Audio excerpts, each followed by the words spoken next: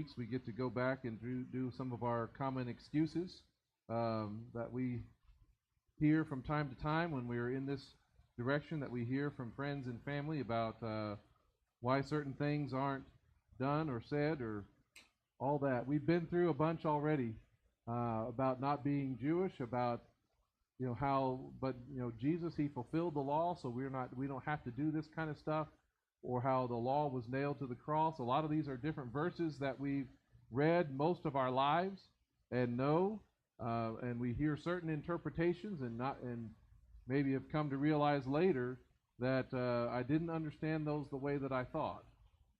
I'm a new covenant believer. What do I need this stuff for? The law of Moses, is that something different than the law of Christ? A lot of people seem to relate to the my whole life one. Anybody else know like that one, where I've been doing this my whole life, and why do I need to do something different now? The Gentiles aren't supposed to keep the Torah. It's something that's in the kingdom. It's not for today. They're just shadows of the Messiah. There was a big thing that came up right after Passover. There were some ministers and things coming out saying, like, if you keep the Passover, if you as a believer in Jesus want to do and keep the Passover, you are insulting, basically, Christ. You're basically rejecting him in doing that. God doesn't care how and what we worship or what we do, and some consider it going backwards now that you have Yeshua.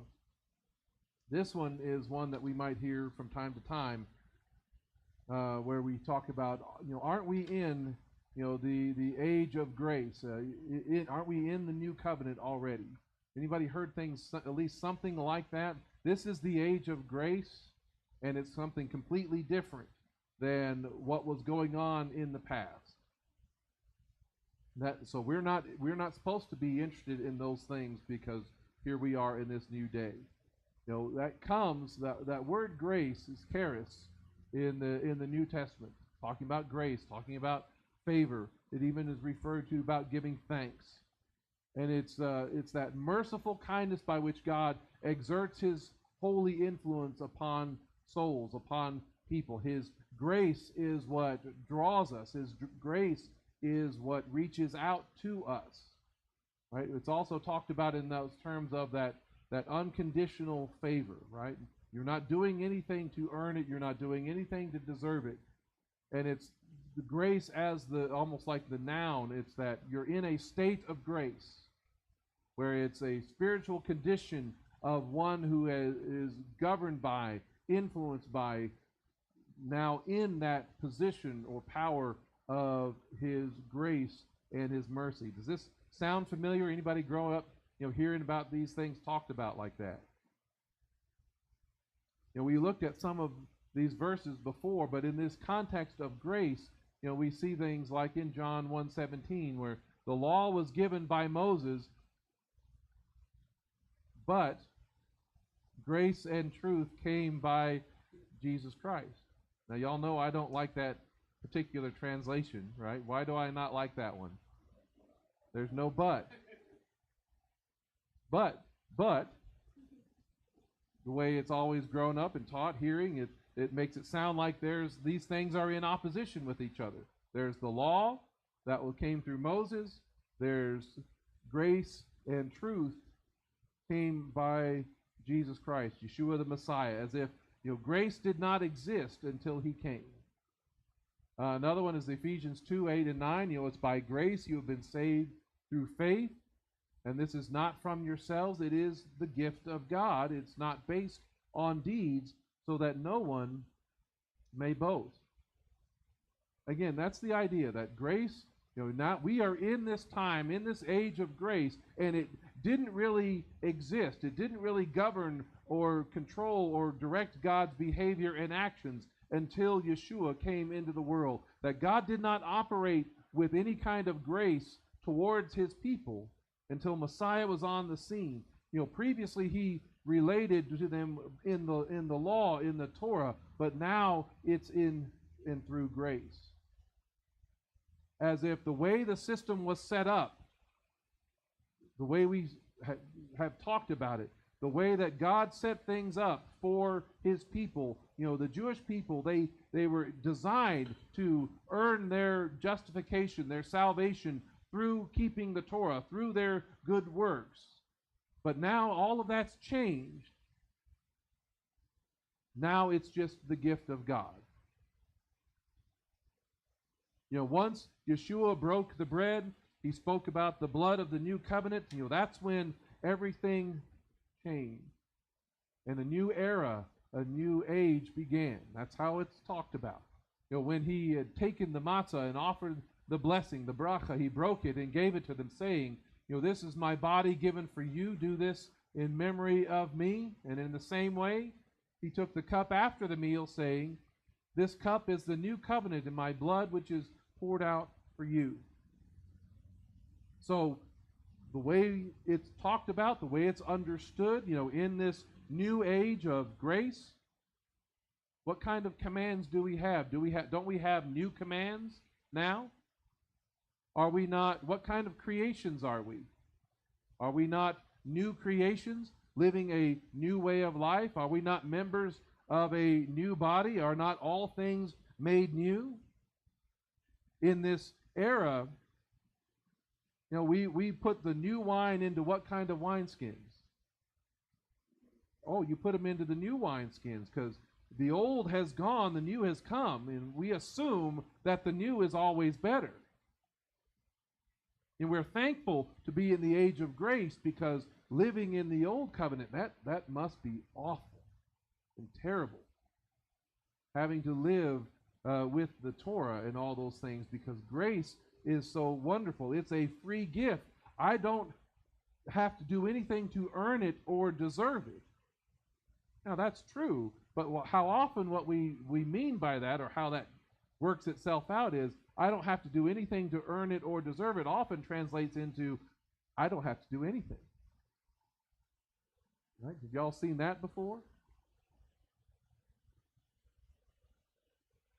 Humanity, we talk like as if humanity has never seen or related to God in that way. And if that were true, that must mean that the word was essentially never used before, or that word charis that we were looking at, it was invented by the writers of the New Testament to describe this new situation. It was never used before the New Testament was written. That would make sense if what we think about it is true. But it's not. That's not the case. And one evidence for that is when we look at the Septuagint.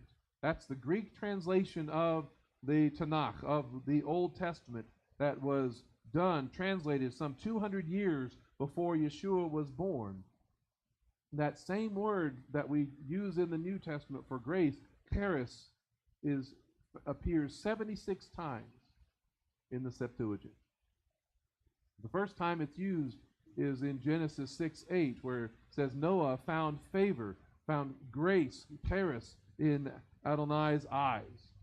It's used in multiple other important places. One of them is Exodus 33. This is Moses talking, where he says, now then I pray, if I have found grace, if I have found that charis in the Septuagint, in your eyes, show me your ways that I may know you, so that I might find grace, favor in your sight. Consider also that this nation is your people. He's asking, have I found grace in your eyes? He's wondering, he's trying to figure out, I want to find favor in your sight. For what purpose? What does he need to be found in grace for? Same reason we would need it, right? So that we may know you. That we may know you. That we might be your people.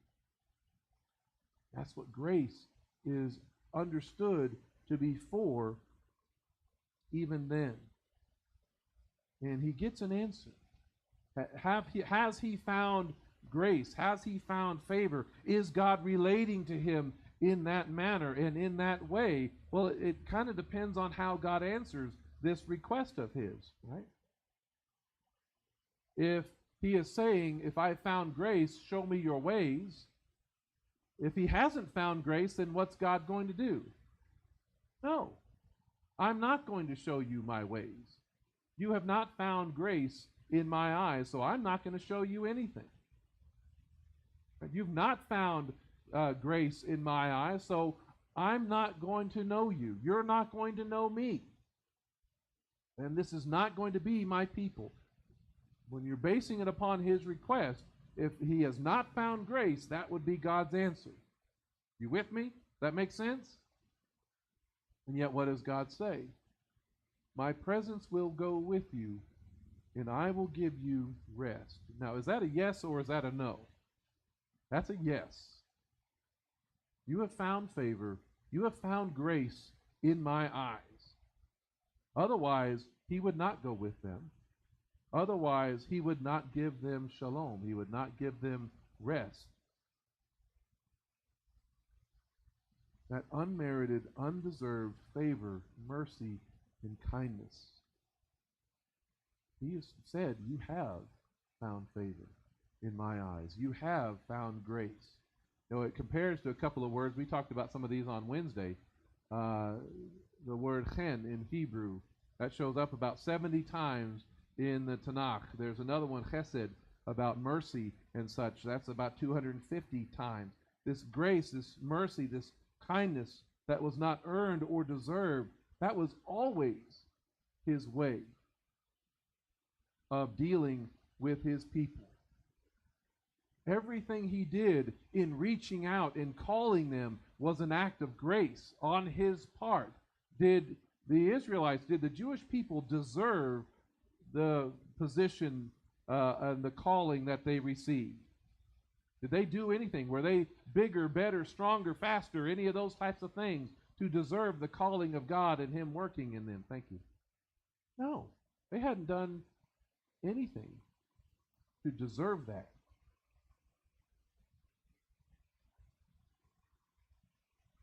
No one and none of them were ever justified, redeemed, or saved by their own works or by their own merit or by keeping the Torah, by keeping the law.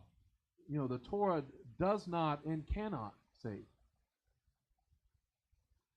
It is meant for a people who are already in a position of grace. It is meant for a people who have already been redeemed or saved.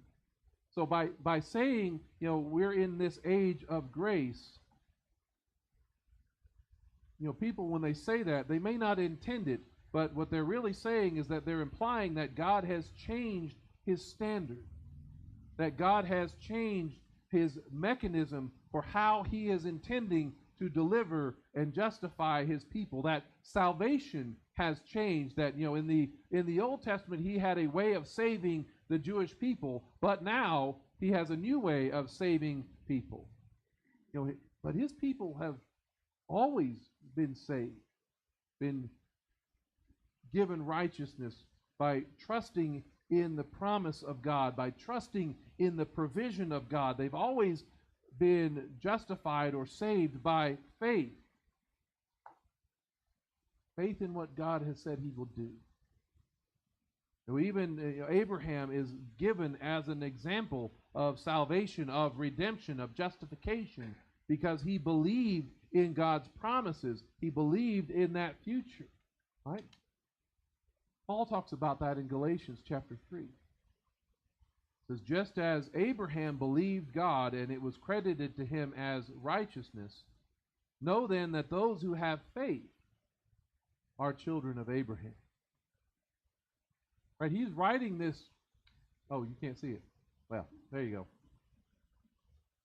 Somebody's paying attention.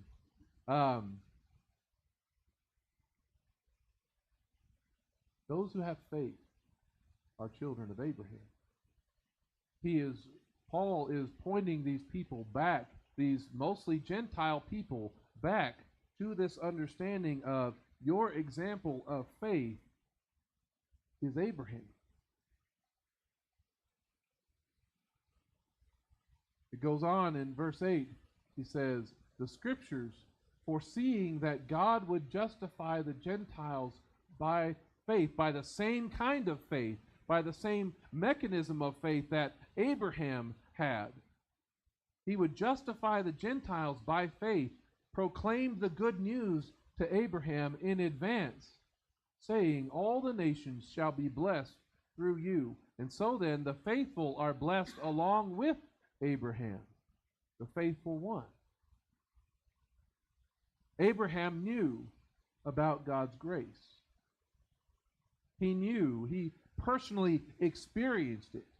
He also was told that God's grace was going to be shared with the nations through the work of Messiah. Abraham knew that all the way back in Genesis.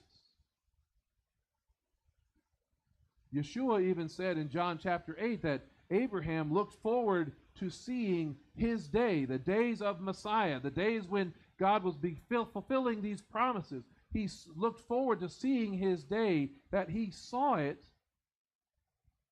and rejoiced and was glad. Y'all remember that? See, our redemption has always been by God's grace. His work, his relationship with the Jewish people all through the Old Testament has always been through God's grace.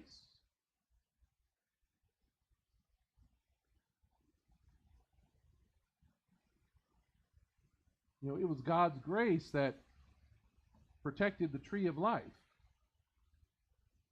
You know, if God was not showing them grace, he would have said, y'all go ahead and go eat that tree of life. I ain't going to stop you.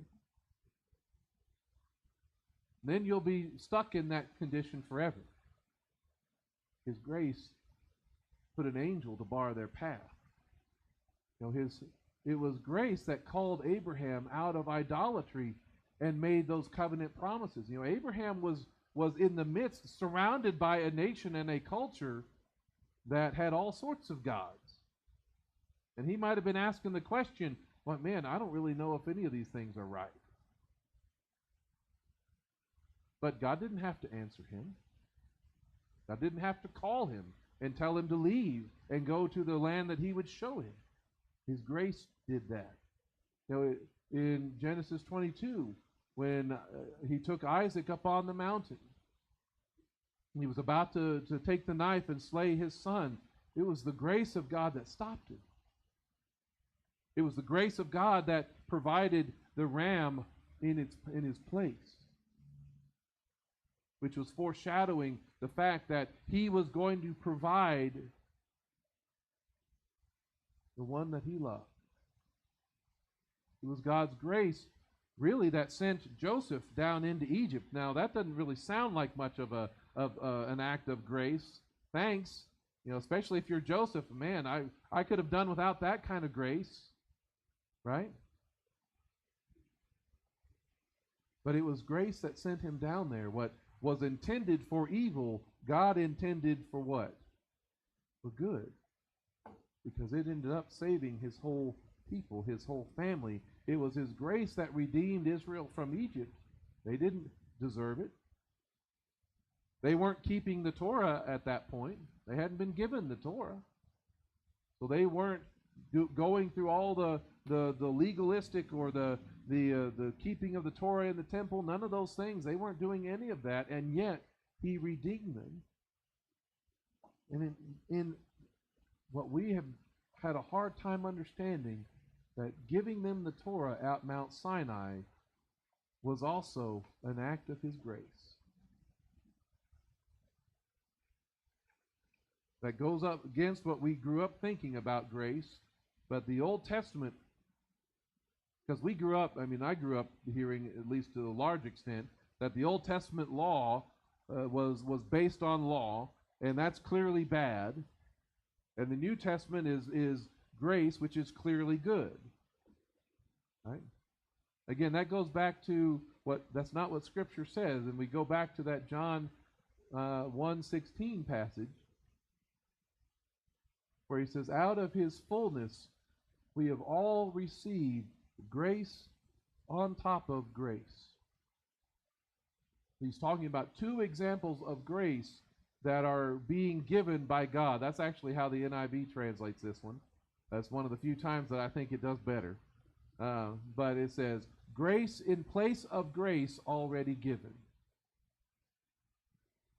Out of his goodness, out of his fullness, we have received grace in place of grace already given. So what are those two examples of grace? We've read them already. First one is that the Torah was given through Moses. That's how John understood Torah, that it was an act of his grace. And then, on top of that, grace and truth came through Yeshua the Messiah. Again, there's no but in those statements. There is nothing that sets them in opposition to each other. The writers of the New Testament understood that Torah, his instructions about what reveals his nature, what reveals his holiness, reveals his standards, what he likes and what he doesn't like, how to be holy like him, how to be different and set apart from all of the idolatry of the nations. His Torah that reveals how to please him, how to worship him in a way that does not insult him.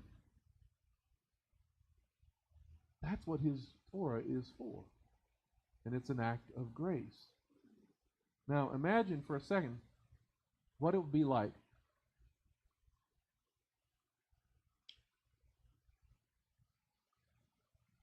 one of the more nervous days that we can have is when the first day on a new job. Anybody know what that feels like? Because the reason why it makes you a little bit nervous is you don't really know exactly what you're supposed to do. With me? So imagine getting a job, but no one ever tells you what the job is or what you're supposed to do. And in fact, you're starting this new job. They also don't ever tell you what the hours are and what days you're supposed to work. But if you don't do the job, you're not going to get paid and you'll get fired. But you still don't know what the job is. You still don't know when you're supposed to start. Or imagine, as I've heard about a little bit lately, imagine signing up for college classes, but you're never told where or when the classes meet. You're never told what book to read. And if you do have an instructor, you never actually get to meet with or see your instructor, so you're never actually taught anything, but you're still required to take tests. How do you feel good? Anybody feel good about that? So, knowing that all of that stuff, which may mean more things for you to do, more things for you to be responsible for, is actually an act of grace so that you can know, what am I supposed to do in this relationship? You imagine a marriage where your partner never talks with you and you never learn anything about them, or the situation where everything you do is wrong, but they never tell you what they want for you to do right. Is that a good situation? Is that a good, healthy relationship? No. The Torah is God revealing himself to us so that we can relate to one another, and it's an act of grace. The law was never meant to justify, to redeem, or to save. He does that first. He leads us out of Egypt. He leads us out of bondage, and it's by faith that we follow and do what he says. That's Galatians chapter 2. He says, yet we know that a person is set right not by deeds based on Torah, but rather through putting trust in Messiah Yeshua. That's not new. That's what it was in the Old Testament, if you want to call it that. That's what it is in the Tanakh. So even we have put our trust in Messiah Yeshua in order that we might be set right based on faith, based on trust in Messiah, and not by deeds based on Torah, because no human will be justified by deeds based on Torah. Now, this is one of Paul's earliest writings that we have, one of his earliest books. And years later, he still had the same opinion in his most developed theological book called Romans. Romans chapter 3, verse 20. For no human on the basis of Torah observance will be set right in his sight.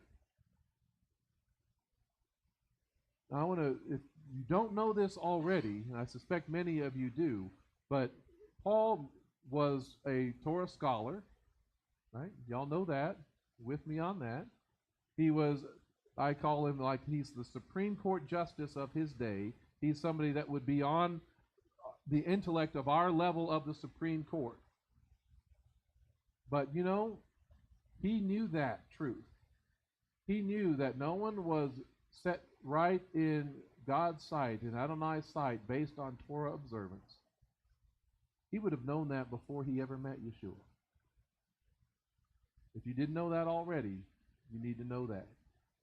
As a scholar, as someone who has studied the Torah, he would have known that he is not justified by Torah. He would have known about the sacrifices. He would have known that all those sacrifices, are they for intentional or unintentional sins? They're for unintentional sins. So what does he have to work with when he knows he did something wrong on purpose? I have to repent and call upon God's mercy. He would have known that through the sacrifice that he needed his sins removed. He needed his sins transferred to something that's innocent. He needed covering. He needed atonement by the blood. Even within, he would have known that even when he was, as a strict Pharisee, Torah keeping, he would have still known that. And the more he studied it, the more he would have understood that to be true.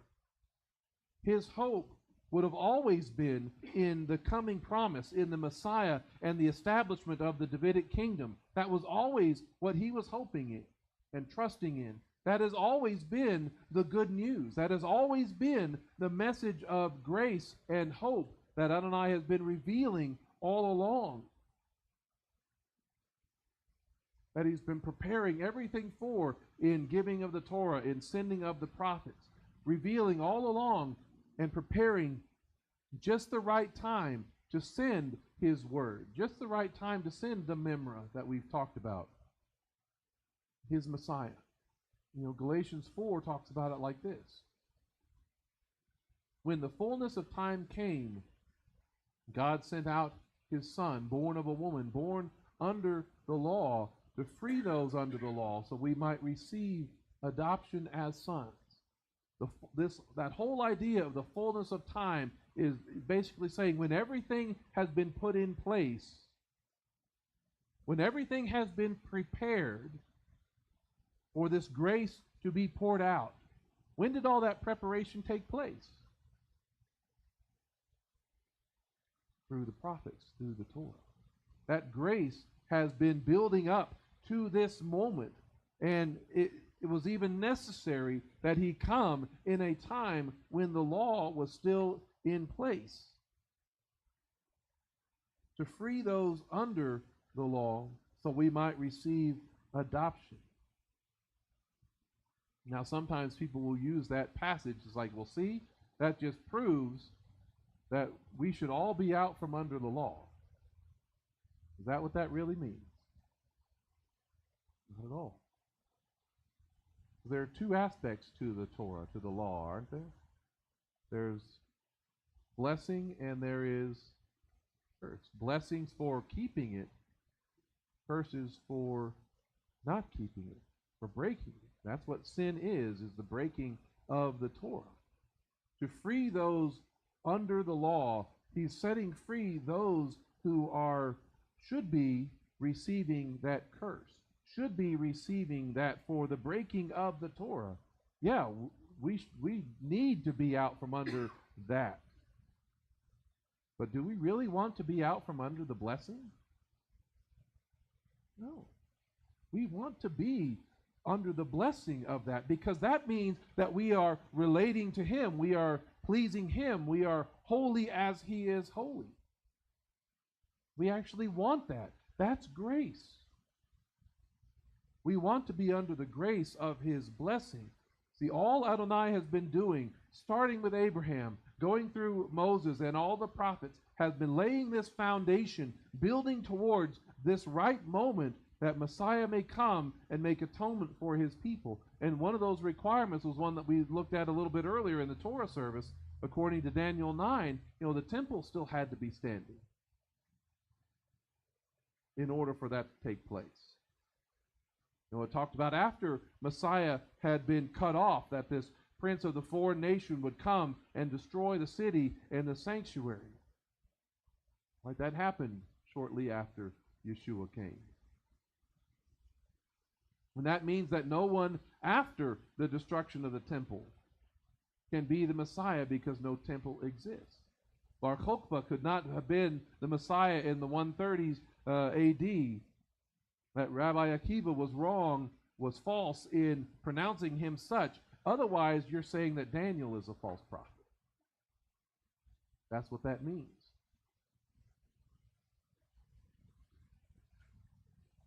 This was always the plan.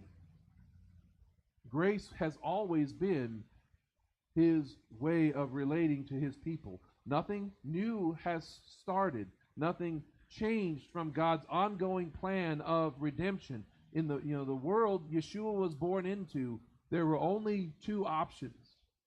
You were either a part of his people, you were either a part of Israel and that faith and that people, that family. You were either in that or you were one of the nations. There was no third option. He did not start a new organization, separate and distinct, called the church. He did not start a new religion called Christianity. What God was doing in the Tanakh is not separate or distinct from what Adonai has been doing in Messiah in the New Testament. For those of you who are looking forward to football season starting up, God did not have to make a halftime adjustment because the plan in the first half wasn't working right. Right? You've seen coaches do that when they have their game plan and the other team knows how to stop every play that you run. So they go in halftime and they make some changes. We're going to run these plays now and start doing something different, and then they can actually play and win. That's not what happened. Moses wrote about Messiah Yeshua and what he would do. It has always been God's grace. But in saying all of that, though, some might object. Well, if it's not something new, if it's not a new age of grace, if we're not supposed to be a new organization or a new faith or whatever else, well, it sounds like you're saying nothing has really changed. Nothing really important happened. Didn't the death, burial, and resurrection of Messiah Yeshua, did that not do anything? Aren't you minimizing the significance of that? Isn't this another way of saying, isn't another way of saying the age of grace is that, you're saying the new covenant has not really come about? In reality, I'm not saying that at all. Yeshua's death, burial, and resurrection is that key pivotal moment that makes all of this grace work. It makes all of, especially the end goal of where everything is going, of God's redemptive plan, that's what makes that possible. These events are essential to make the whole thing work, but they're not the end product. Think about it like this. Think about it in this way. When a man proposes to a woman, y'all have seen this happen before, hopefully have experienced it, and it's been a good thing for you. When a man proposes to a woman, he gives her a ring, she accepts it, she puts it on. Has something significant happened? Everybody needs to say yes, especially you married men. You need to say, yes, something very significant happened. Okay? Has something changed? Yes. Something important has happened. Has everything changed? No. Not everything has changed. Snuck that one in there on you. Because think about it like this. He's proposed, the ring is on the finger. Does that mean that everything that came before the proposal is now irrelevant and should be thrown away? Are you saying that? Okay, now that I proposed, we can just kind of kick to the curb our previous relationship or what it was like. No. Can the groom swap out another woman and replace her and still expect her family to show up? He better not try that. Right? See, in other words, they've had the proposal, that she has accepted his proposal of marriage, but they're not done yet. Are they married yet? No. Is there more that is yet to come? Yes. See, the fact that there is still more to come does not minimize or make irrelevant the proposal or the engagement. Not at all. See, Yeshua talked about this kind of stuff all the time. He talked about and told several parables and things, about the master who would go away on a long journey. He would talk about wedding feasts, things like this, Matthew 21. Listen to another parable. There was a master of a household who planted a vineyard. He put a hedge around it. He dug a winepress in it. He built a tower. Those are all really good things. And then he leased it to some tenant farmers and went on a journey. He tells those kind of parables. He has another one in Matthew 22, just a little bit later. The kingdom of heaven may be compared to a king who made a wedding feast for his son, and he sent out his servants to call those who were invited to the wedding feast, but they wouldn't come. Or chapter 25 says the kingdom of heaven will be like the 10 virgins who took their lamps and went out to meet the bridegroom. Now, while the bridegroom was taking a long time, they all got drowsy and started falling asleep. Or verse 14, for it's like a man about to go on a journey. He called his own servants and handed over his possessions to them. But all of these are things that are saying that these moments are going to come, and you might have to wait a little while. It's not going to happen on the timetable that you fully grasp or understand. Even something like John 14. This is wedding language. It says, do not let your heart be troubled. Trust in God. Trust also in me. In my Father's house there are many dwelling places. If it were not so, would I have told you that I'm going to prepare a place for you? If I go and prepare a place for you, I will come again and take you to myself, so that where I am, you may be also. He's describing a moment where, the wedding arrangement is made. They agree. The bride has been given her what's called the ketubah, this marriage contract, this marriage covenant. The groom has paid the bridal price. But then he disappears for a while. He goes to build a home, build them a house. And when he's done, when the father says you're ready, he comes back for his bride. But she doesn't know how long that's exactly going to take. She doesn't know exactly when he's going to be coming for her. She has to prepare herself and act as if he can show up any time, as if she is married, knowing that the groom, she has this guarantee that the groom is going to come for her because he has paid the price for her. She is waiting, anticipating, expecting more, knowing that the best is yet to come. See, these parables and the wedding language, that's how Yeshua was preparing his followers for his period of waiting, in that anticipation of, yes, what's happening now is important and it's significant, but there is more to come later. The anticipation of the kingdom.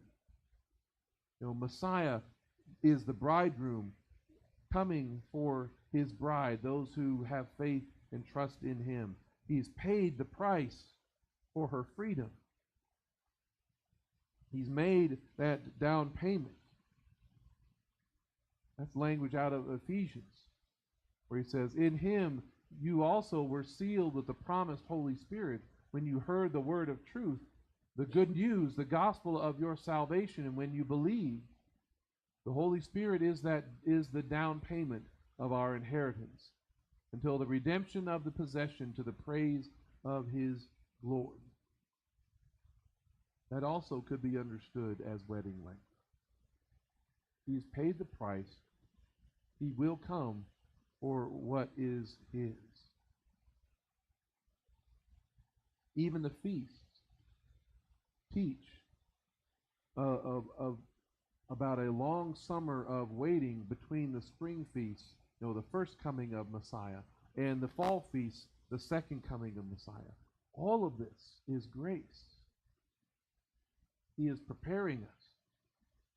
And yes, there is a new covenant. But it has been grace all along. Hebrews talks about it, says that we are transitioning to the fullness of the new covenant, but we're not there yet. At Hebrews chapter 8, where it says, in saying new, he has treated the first as old, but what is being made old and aging is close to vanishing. So yes, something new is coming, but it's not here yet. That previous, the old, is not obsolete, as some of the translations will say. It's not outdated. It's not no longer functioning. It says it's close to vanishing. Now, something that is close to the time of its end is, are you at the end yet? No. You're not there yet. You're getting closer, but it's still not there. The old is still in effect because the new has not been implemented. See, by insisting upon this language of things being an age of grace, being different than the previous, implies that the old was bad and no good and is not based on grace.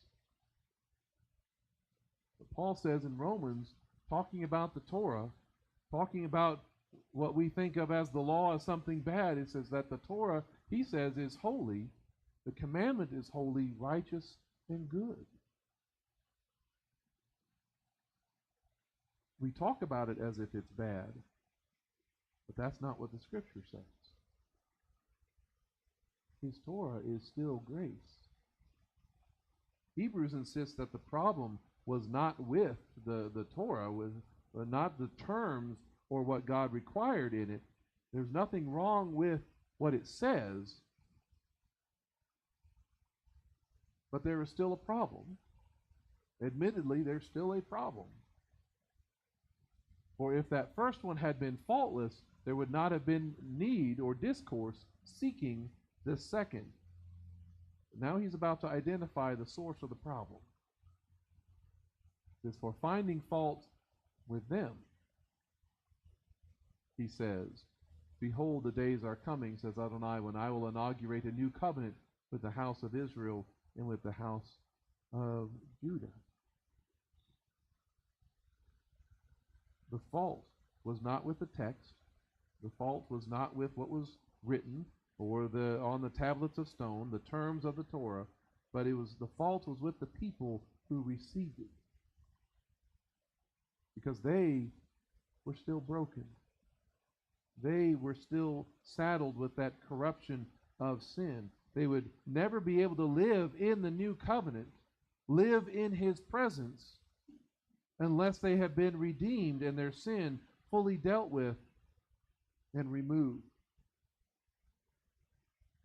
And that's what makes the new covenant so important. The text is not changed. What is changed? We are. The people are. We are made new creations. We are given a new heart of flesh, upon which what gets written? What does this one say? I will put my Torah in their mind. This is Hebrews chapter 8. And upon their hearts I will write it. We are the ones that are changed. We're given that heart of flesh upon which the Torah can be written. That's what's accomplished in all of this, in the death, the burial, and the resurrection. That process has started. The debt has been paid. We've received our guarantee, but we're still waiting, just like the bride for her groom. We're not there yet. The question becomes, what is the end goal of God's redemptive plan? What does it look like? And are we actually in it? A lot of people think we're already there. I might have to go through this a little quickly. That this is it, that we are in the kingdom now. The rule and reign of what we would call the church, spreading the gospel across the globe. They'll call that the age of grace. They'll call that the kingdom. They'll call it the city of God, as Augustine or somebody put it, the New Jerusalem. So there's these three types. The postmillennial position believe the kingdom of God is on earth now because the church has replaced Israel. So the gospel spreads around the fulfillment of all the Old Testament promises. That things are going to get better and better and better, eventually so good by the spread of the good news that Christ will return and take us to the eternal state. That's real quick on that. Amillennialists that don't believe in without a kingdom or a millennial reign, believe Christ is reigning right now, currently spiritually, but that's taking place up in heaven.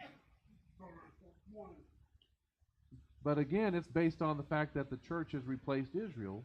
There's not going to be a literal fulfillment on earth of the Davidic kingdom. And at some unknown point in the future, Christ will return, will go into the eternal world to come. The premillennial believe in a literal 1,000-year reign on earth of the Messiah on the throne of David, which, according to some of them, may or may not be Jewish-oriented. Some also believe with this that the church has replaced Israel entirely and will enjoy all those promises. Some believe God created a separate, entity for the church age that will be taken out or removed, and then he'll go back to the Jews for a little while. It gets a little complicated. And then he'll return for that 1,000 years. What's amazing about almost all of them are happy with the leaving of the old behind, the Jewish people.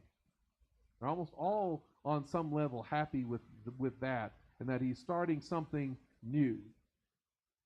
This is our Messiah, essentially, according to all of those perspectives and theories. That there's Israel, he's been working with them all this time, but now he's going to kind of turn away from them and go to somebody else. Right? The one that is most spoken, or the worst spoken of about in this scenario, it's not Israel. The one that says the worst about in this picture is not the Gentile church. What does this picture, who is the worst character in this picture? It's the man, isn't it? See, that's one thing they don't realize when he says that, hey, I'm going to ignore all the promises I've made to her, and I'm going to switch to this new one. That says more about him than it does anybody else. And I don't think they realize it. I don't think they realize in this whole replacement theology concept that they're really making statements about the one that they claim is going to be the Savior, because this makes the groom, our groom, unfaithful. And when we think about where we're at, we have to understand what age we're in. The change first that happened was at the fall. We're now in the world that is, the present age, the Olam Hazeh. And all of history is moving towards an end. The last days, the day of Adonai, the world to come, the Olam Haba. And in that day, we've been fully changed. We've been raised from the dead or transformed in the twinkling of an eye. Sin no longer has power or place over us. Messiah has come. All the enemies have been defeated. He sits on the throne of David from Jerusalem. That's what the next age is going to look like. Until then, we're still in the same age that we've been at since the fall, where he rules with an iron scepter, and the Torah and the law go forth from Zion to all the nations, and all the nations live by it. That is an age of grace, coming under the rightful rule of the King of Kings. We are not there yet. We are not there yet. We are waiting still for something better. And as we wait, since we know the destination, if we know that's where we're going, we live for that day, for that kingdom. We want that kind of life more than we want the things of this world. If you want to stand on that day, you have the faith of Abraham, looking forward to seeing Messiah's day. You walk by faith and live that life in the way that was revealed in his word, in his Torah, or as Revelation puts it, you keep the commandments of God and you hold to the testimony of who? Of Yeshua, of Messiah. Those are the ones who endure to the end.